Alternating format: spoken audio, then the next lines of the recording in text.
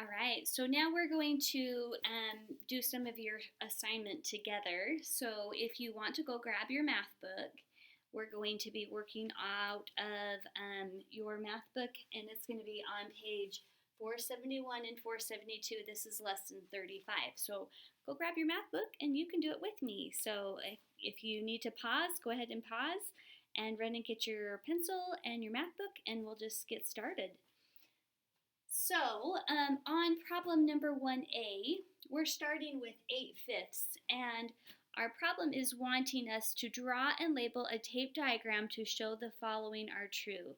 That 8/5 does equal 4 times 2/5, and 4 times 2/5 is going to be 8/5. So we're going to just make a tape diagram, all right? So we're going to draw a tape diagram here.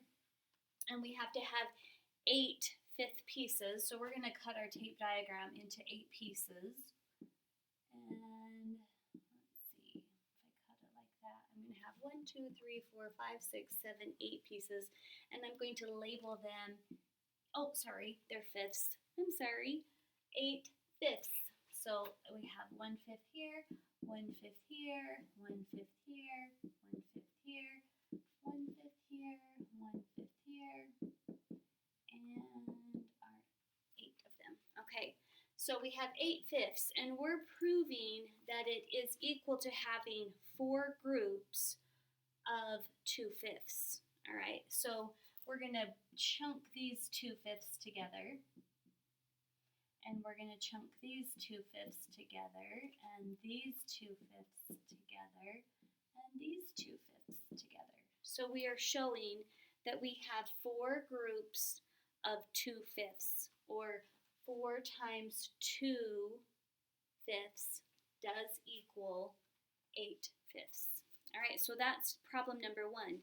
Now that's 1A. 1B is going to be just like this. You're going to be drawing another tape diagram, but you're going to make it match the picture on B. All right, let's move down to number 2 and do number 2 together. If you want to pause and do B real quick, you can, or you can just come back to it in a minute. So 2A says 7 times 2/3. So what it's asking for on this one, the question says, write an expression in unit form to solve this. Okay, so let's think about what would the answer be here anyway. 7, how would I have 7 groups of 2/3? Well, I would have 7 times 2, and we would have 7 times 2 would be 14. And what do we have? These are in thirds, so we have 14 thirds. Okay, or we could say 7 times 2, I guess I should have put thirds here. So 7 groups of 2/3 equals 14 thirds.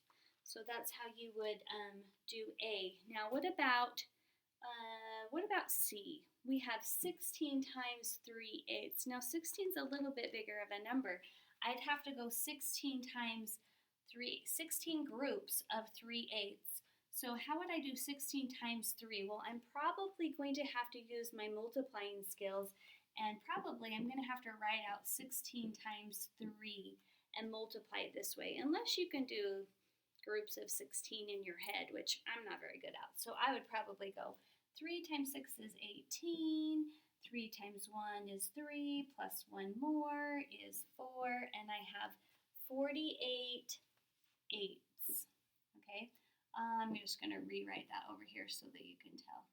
So 48 eighths. Now how would we write this in unit form? Well, we'd probably have to say 16 times, because we're right here, 16 times 3, and how big are these increments? They're eighths, equals, and we decided it was 48 eighths. So that's writing it in the unit form. This is how we would write it with the numbers. This is how we would write it in the units. Oh, and you can't even see that, sorry. 48 eighths. All right. Okay, so you kind of have a good idea of how you're going to be doing your assignment today. Go ahead and finish this page and finish this part of your assignment, lesson 35, and then you're going to move on to lesson 36. There's not a lot of problems on the pages, so you should zip right through these. And just remember, your timesing, 16 times 3 equals 48 eighths, and then you can write it into the unit form. 16 times 3 eighths, which is 16 times 3 eighths, we just kind of wrote it out in words, didn't we, equals 48 eighths. 48 eighths. All right, good luck and see you on the next video. When you finish, you're going to watch the next video.